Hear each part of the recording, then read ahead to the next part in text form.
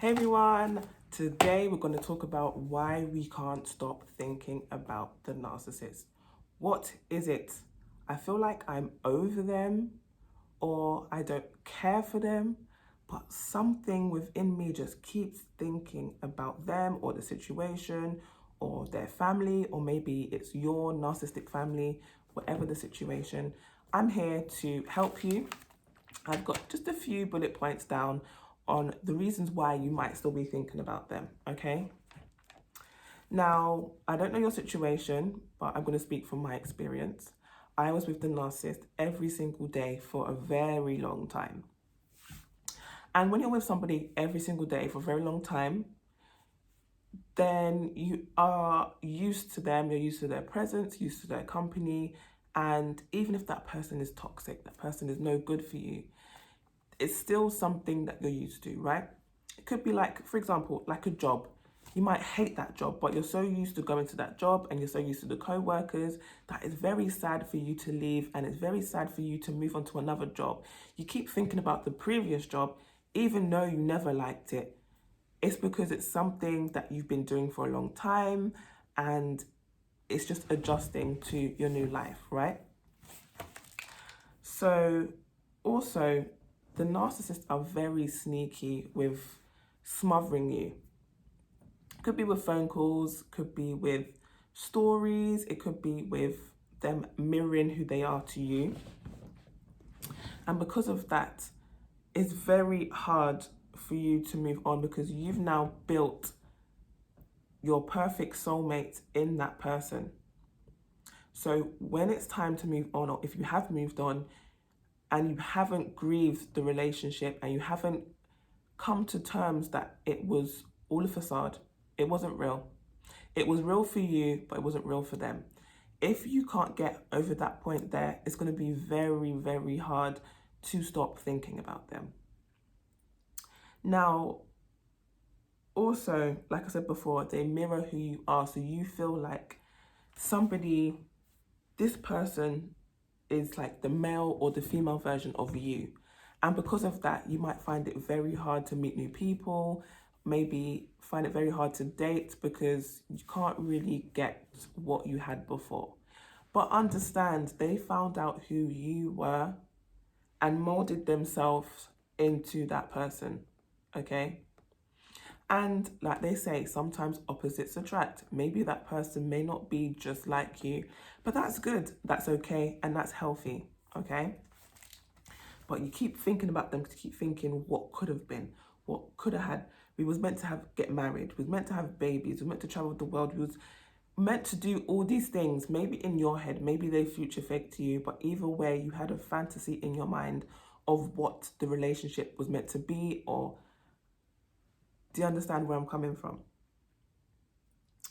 Like I said before, you build a fantasy, they future fake to you, and you believe all their lies and deception.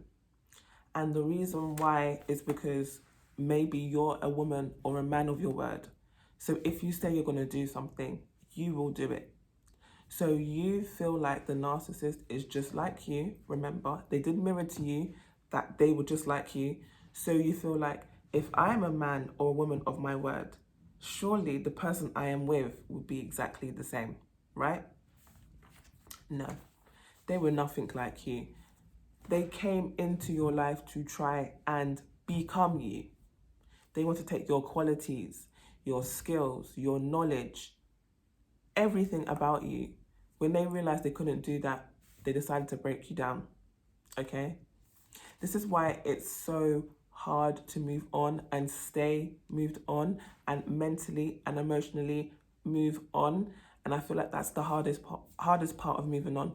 Physically, you can move on. You can move out the city, out the country with a new partner. But if you don't do that mental work, that emotional work, you will be stuck. I have a book called The Time to Heal Is Now, and I feel like that helps emotionally for you to move on from the narcissist. And I'll tell you why. It's because in that book, we are detoxing negative thoughts and feelings about the situation, about the narcissist, and we are flushing it out of our system. Then we are bringing in new thoughts about ourselves, positive thoughts, positive feelings. We are detoxing from negative people. We are detoxing from certain foods and drinks just for a little while, just to get our body rejuvenated, up and pumping again. So, sorry, I got my notepad here. So this is what I'm looking at here. So there's many reasons why, but I do believe that going to get therapy is very, very important when healing from narcissistic abuse. Because within the abuse that happened to you, we also got the childhood traumas that have happened to you. So it's good just to go deep into that. I always recommend therapy, first of all. But in between your therapy sessions, I do recommend that you book in a phone consultation with me so I can talk you through the narcissist, why they do what they do, and also an action plan on how we're going to move forward with our life.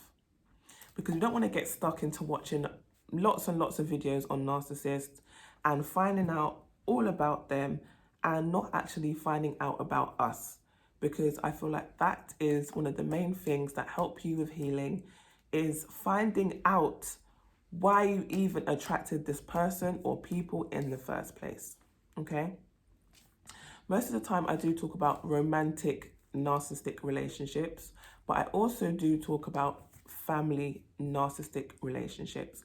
And I feel like it's very important, if it is a family member that's narcissistic, that we go low contact with them.